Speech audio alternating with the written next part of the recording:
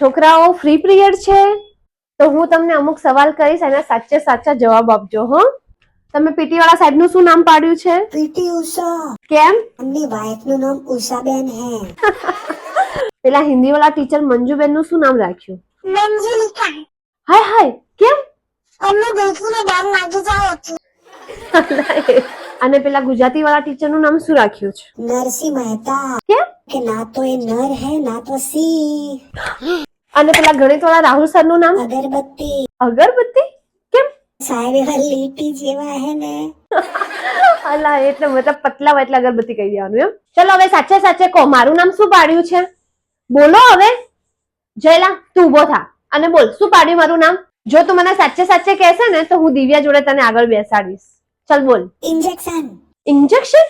કેમ, હું બહુ ડરાવું એટલે? ના, તમે આવો એટલે દુખાવો ખૂબ થાય અમને. હા, હરામ બેહી જા. અને તમે તમારા સરનું શું નામ રાખ્યું હતું?